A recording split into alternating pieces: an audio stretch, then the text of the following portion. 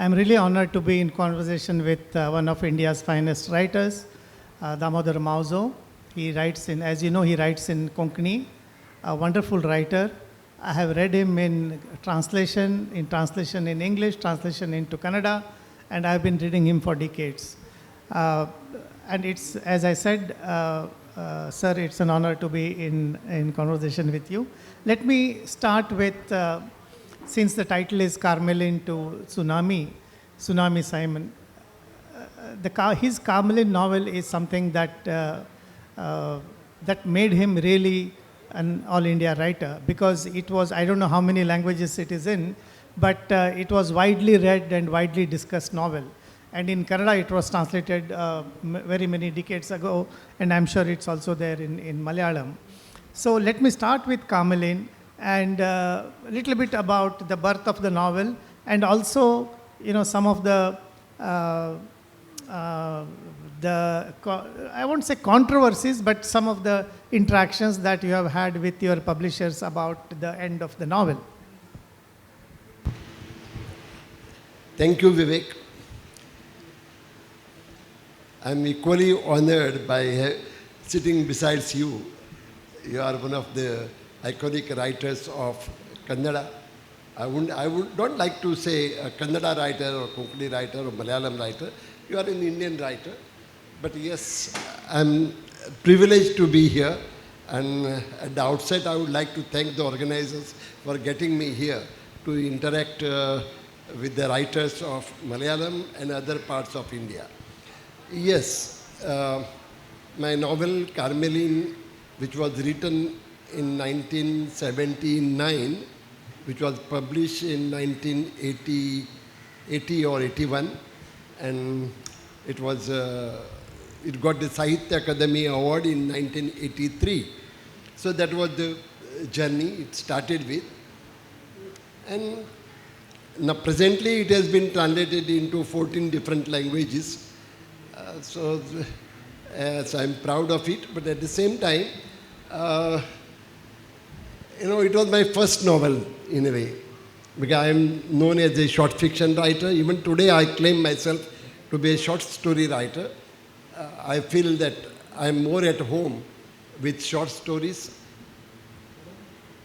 And this also I started writing as a short story.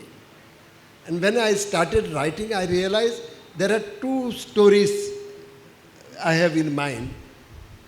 And then I realized that both the stories have the same ambience that of Gulf countries, particularly country like Kuwait. Today, Dubai is more famous, but that was the time, I'm talking about late 70s, when Kuwait was in focus. So I had these two stories based on the ambience in and around Kuwait, a Gulf country. When I started writing the story, I realized, no, I cannot stop here. Let it flow freely. So I stopped the pen. Generally, I sit a story at one writing, at one sitting. That is my habit or my process of writing. But this time I thought, I'll try to find out. You see, and I always believe that a writer has to be authentic when he deals with any topic or any ambience or any place or any people. So when I have never visited a country like Kuwait, when I don't know how the Arab people look or behave, and when I don't know the ambience in that country. So I thought I could not afford to go to that country just to write a novel or stories. So I decided to rely heavily upon the people who have been there. And since the protagonist of my novel was a woman, so I decided to concentrate on women going to the Gulf. If you don't mind, I'll dwell upon this topic a little more, because I hail from Goa, and the people of Goa, particularly in villages, they heavily relied upon the money orders that they were getting from the East African countries. Many Goans were settled or working in East Africa. But soon after Goa was liberated in 1961, the East African countries also started getting independence.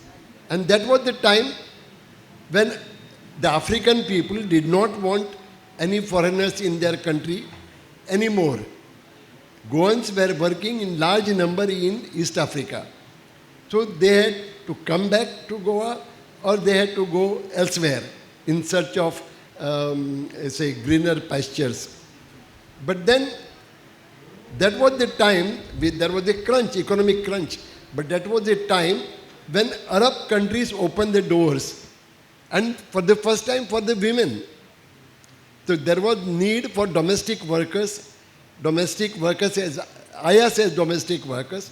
So there was demand for women to work in the houses of the Arabs. So it was a chance taken up by many Malayalis, many Sri Lankans, and of course to add to that some Goans. And I realized there is so much to their life, so much they have suffered, and yet people back at home, they were naming them. And there was a stigma attached to the people who were working in Gulf countries, particularly I am talking about the ayahs, particularly the women folks who went to Gulf countries.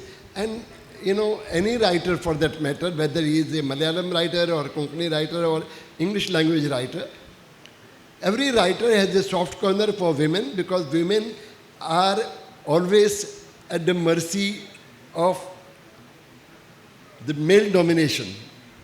So maybe that led me to go into the deep, and then I found there was so much that I must carry on, keep on writing. I did not bother to find out whether it's going to be a novel or going to be a short story, whether a long story. I just kept writing, and at the end of the 20 days, the work was ready. Wonderful. What was that conversation that you had with your editors about the end? Because I know it's an interesting conversation. When you start writing and you get established as a short story writer, then people expect short stories from you. The same thing happened. You become a stereotype. So the publisher, when read it, he said it's a wonderful story, but it ends up, it's a novel, no doubt, but it ends up like a short story. Why don't you write a few more pages? He suggested that I write another 20, 25 pages and bring to the logical end that of a novel. To which I refused, because I said, I never write stories. I don't write stories. I don't write novels. The stories get written from me. When story prompts me to write, I write. So when Karmelin has brought me thus far, and she has stopped there, then I have no right to go ahead and write a little bit more about the character or any incidents. So I stopped there, and I am happy with that.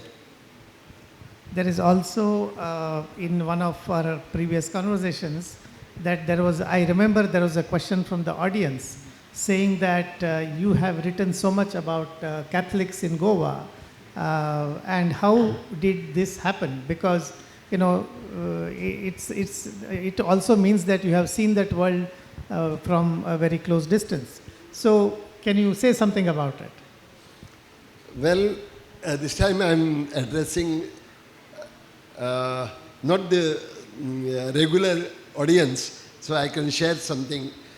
See, I live in a village where the Catholics are in large numbers. Rather, it's a Christian Bahul, we call it. About 95% people are Christians and hardly about 4-5% are Hindus. But for me, we never thought that I am in minority or they are in majority. No, there was no question of looking at them as a people that belong to a majority community. We never felt that.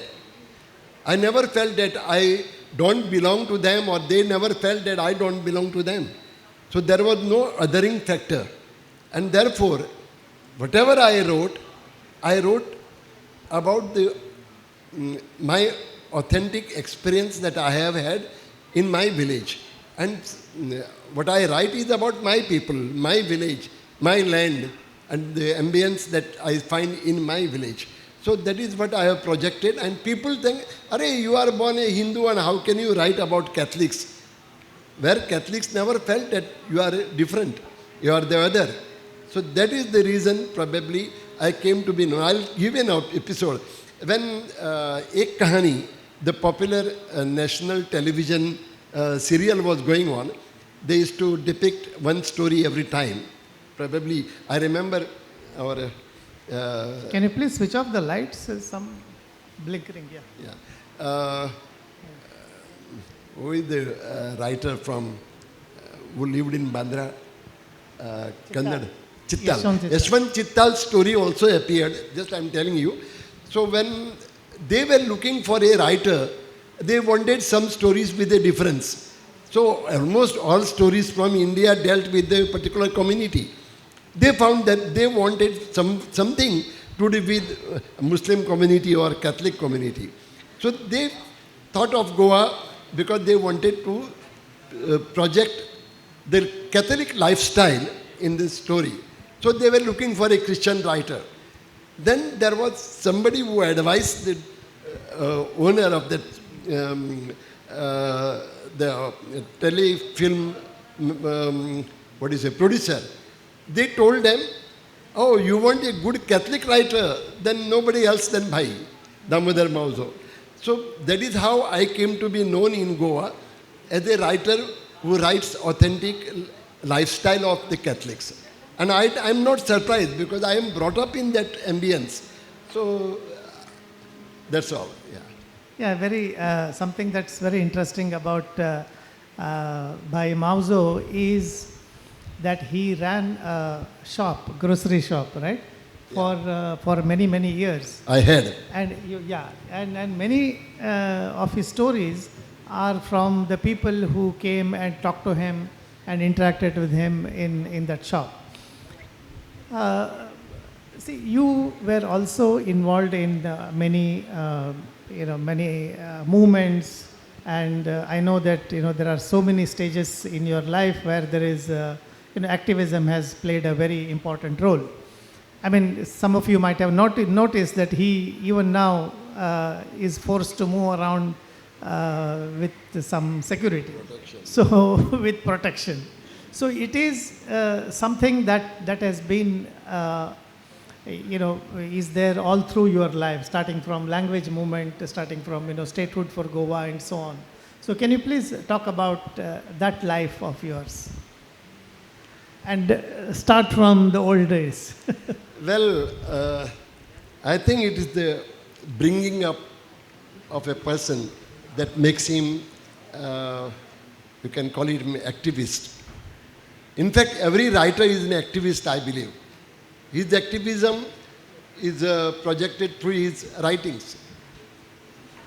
So whatever I write, I also sometimes buy ghazals against some interested people in the society.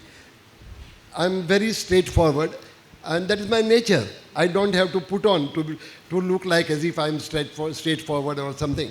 So whatever I write also is always to the point, sticking to the reality, and that is what I have been writing about. Also I talk about. So when time needed my participation in language movement, because I don't want to go into the details and the history of my language, but my language has suffered at the hands of the history. When the Portuguese ruled over Goa, in the initial stages, they found that converts and non-converts are interacting in their mother tongue, which probably was causing some hindrance to the ruling party. So they passed a decree banning the use of language, even in speech, leave aside writing and other things. So that is how we have suffered at the hands of history. Then again, out of fear of conversion, many people ran away from Goa, settled in Karnataka. Probably my friend Shanbhag's ancestors hailed from Goa. And also our Goan people, Konkani speaking people, reach as far as Cochin here. That is why you see a large community of Konkani people settled in Cochin and around. So there, my language and my people have suffered so much at the hands of the history that I cannot keep quiet about it. And when after liberation, until liberation it was all right. I was just a teenager then. But soon after liberation, when our entity, Goa as entity and our identity was threatened by the neighboring state, staking their claim over the region. Goa is a small state, but our neighboring state wanted to take over Goa, saying that there is no language as Konkani. Whatever the people speak is the dialect of Marathi. So as I was talking about my activism, wherever I find something wrong happening in society, I raise my voice, not bothering about who will feel hurt. When an agro-industrial, one big industry, fertilizer industry came to Goa, suddenly one day we found that the fish was dying in the sea and was washed to the shores. And we were surprised. We love fish, but we don't eat dead fish.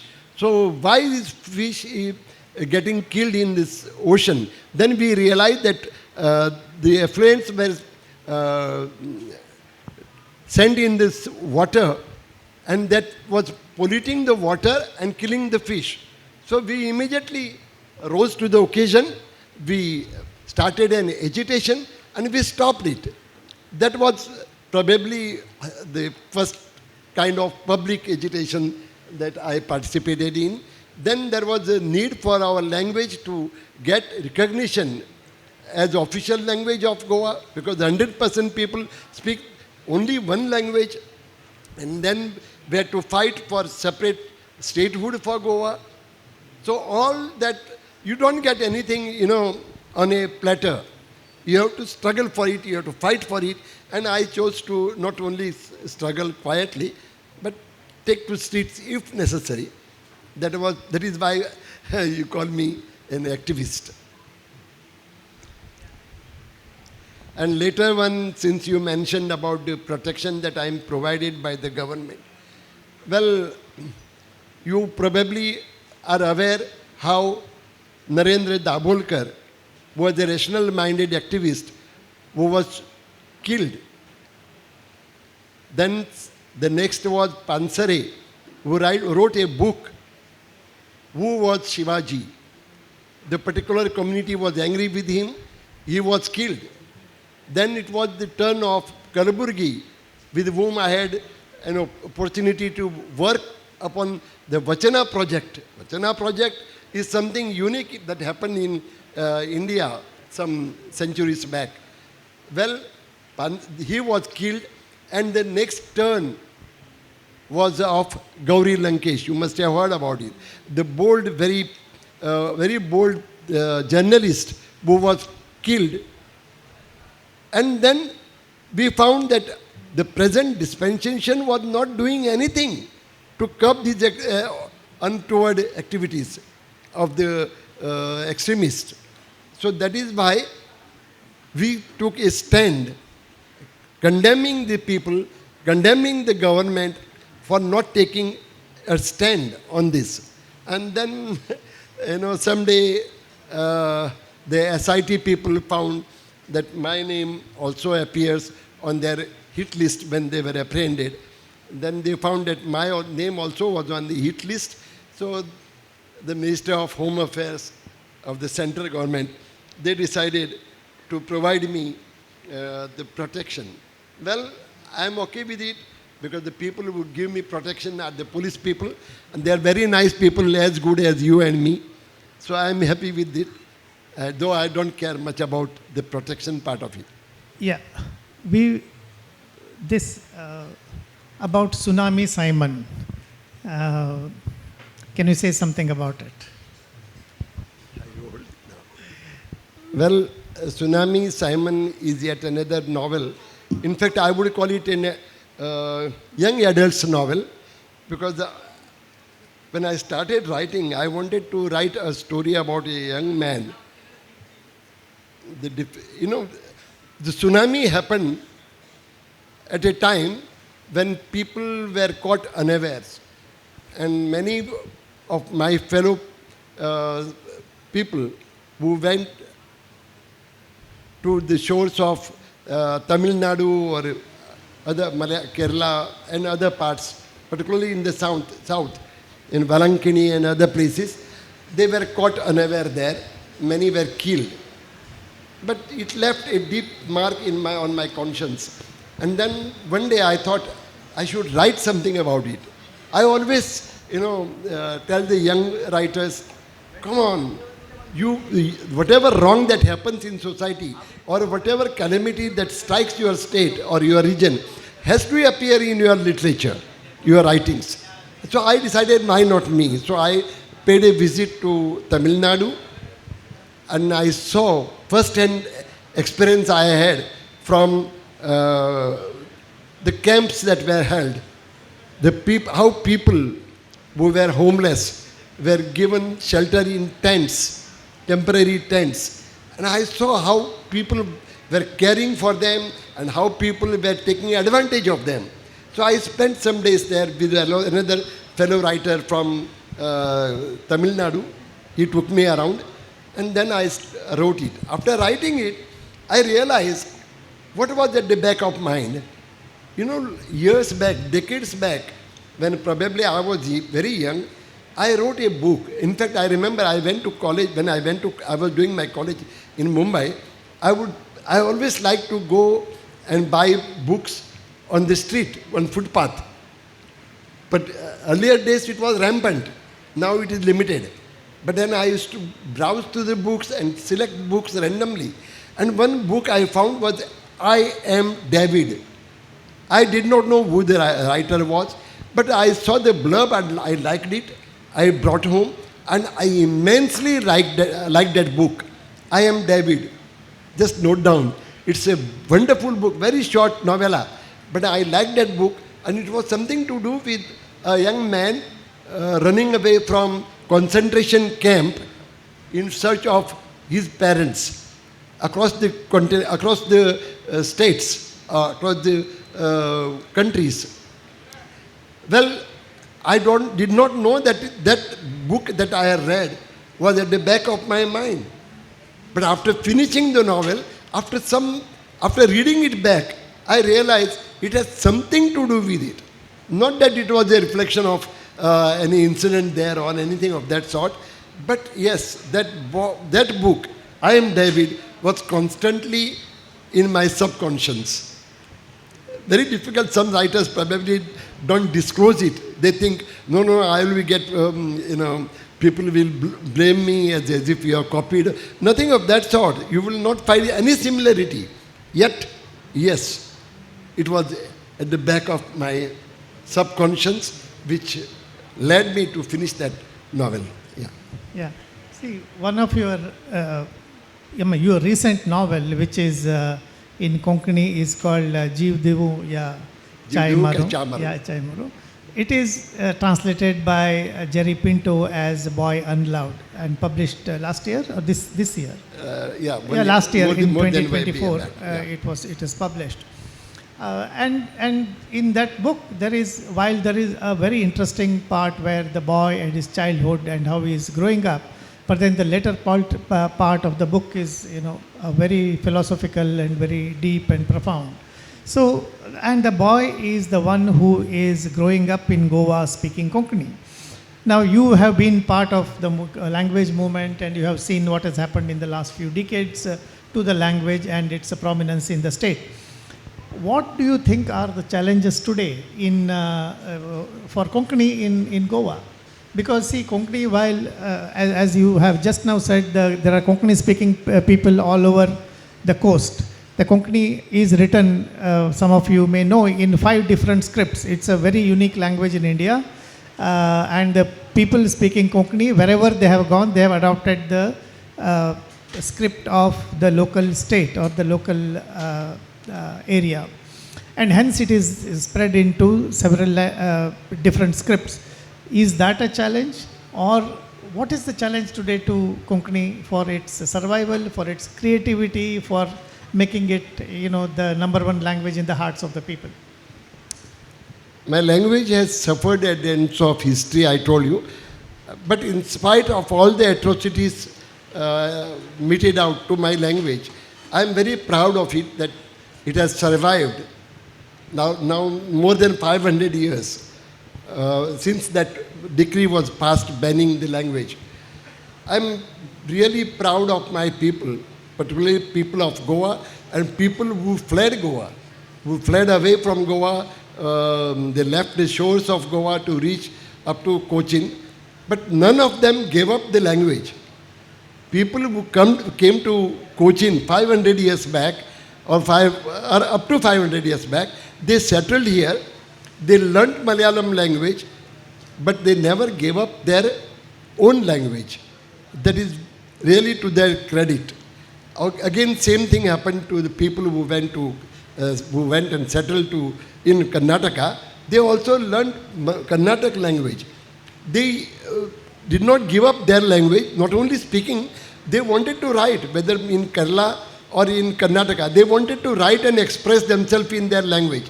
What they did is, they learnt Malayalam language and adopted Malayalam script to Konkani. That is why the people in Konkani people in Cochin and around, they write their language in Malayalam script, but language is Konkani. Similarly, in Karnataka, they write in Kannada script, but they write in Konkani. The language is Konkani.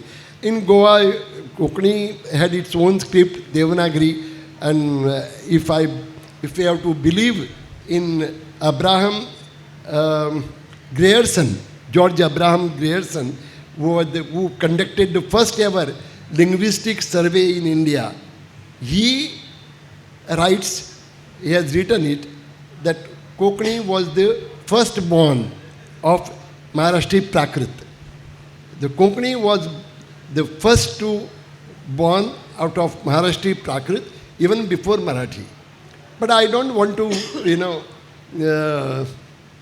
sing the glories of my language. But my language has suffered, and how it has sustained, that is very important. So in the end, we achieved that official language status to my language. Today, Konkani is the official language of Goa. Then, Konkani has been included in the 8th schedule of the Constitution of India. So today, Konkani is an official language, officially accepted by the Constitution of India, one of the 22 languages. So we are proud of it. But what is more important is, the people have not given up speaking the language, but to start teaching or start learning the language is taking a backseat. This is happening everywhere, of course, except probably Kerala or Karnataka. But then, yes, people are infatuated by the foreign language, the English language. I believe that English language is the best language for communication, to communicate. If I come here in Kerala and I want to communicate with the people around, then I have to follow one language. So common language can be English, but for language of expression, language of the heart, has to be your own language. And there is something I would like to dwell upon. I have always been saying it and many people are not aware of it. So let me tell you, we always have a wrong notion about mother tongue. What is your mother tongue? If you ask anybody, he will say, the language that my mother speaks is mother tongue. It is not so. Now I am married to a Maharashtrian girl. My children, they speak Konkani. Why not Marathi? My wife's mother tongue is Marathi. Why she is talking Konkani? Then do you say her mother tongue, Konkani is their father tongue? You can't say that. So mother tongue is not referred to your mother. Mother tongue is the language which you learn on that motherland. Matra bhumi ki bhasha. It is not mother's language. It is motherland language. That is why the people in Germany speak in German. People in England speak English. And people in Bihar, or rather if you go to Bengal, they speak Bengali. Why is it so? That is because the language belongs to that soil. That is why I feel that Konkani also belongs to the soil of Goa and the Konkan region. Thank you for this. The status of Konkani today, I'm not worried about it. But I'm more worried about the people who are getting misled by the present situation. In the name of technology, in the name of developments, in the name of scientific developments, they think language is not appropriate or not adequate enough to reach out to others, or not adequate enough to express themselves about science and technology. It is not so. It cannot be like that. Every language has the potential of expressing any thought. Any thought. You need some efforts to be put in. That's all. Thank you. We can take some questions if there are any. It's not a question. I just want to tell that I belong to a community which sir spoke, which came from Goa 500 years back, and still we are speaking Konkani as our mother tongue in a locality where we are having more than 5,000 houses, nearly 8,000, 9,000 members who regularly speak Konkani more than Malayalam. Just told that I am in one among the audience here. Thank you. You know, many people, when you compare about the cultures, many people compare it with the ice creams, but I would rather say it's like a bowl of fruit salad, where every fruit keeps its identity, but yet it's a part of one bowl where you are served the fruit salad.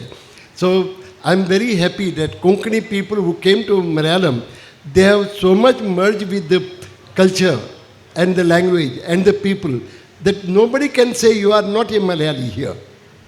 So I am very proud of that. You have retained your language, yet you have merged with the Malayalam culture. Thank you.